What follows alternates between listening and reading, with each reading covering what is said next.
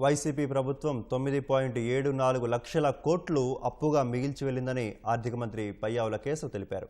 గత ప్రభుత్వం చేసిన అప్పులు తీర్చడానికి కూటమి సర్కార్ అప్పులు చేయాల్సిన పరిస్థితి ఏర్పడిందన్నారు. తాము అప్పుగా తెచ్చిన ప్రతి రూపాయి ఉత్పాదకత వ్యయంలోకి వెళ్తుందని చెప్పారు.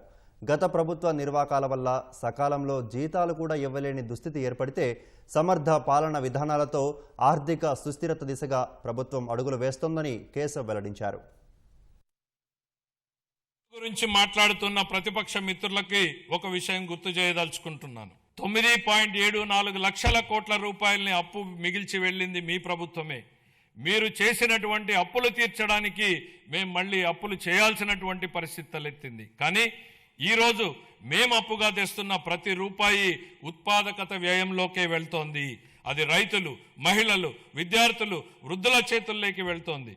గత ప్రభుత్వ నిర్వాకాల వల్ల సకాలంలో జీతాలు కూడా ఇవ్వలేని దుస్థితి నుండి ఇప్పుడు మా ప్రభుత్వం సమర్థ పాలనా విధానాలతో ఆర్థిక సుస్థిరత దిశగా అడుగులు వేస్తోంది. ఖర్చులు తగ్గించుకొని, వనరులు పెంచుకొని ఆర్థిక స్థిరత్వం దిశగా ప్రయాణం చేస్తోంది. సంక్షోభంలో ఉన్న రాష్ట్రాన్ని ఆకాంక్షల సాకారం దిశగా నడిపిస్తున్నాం.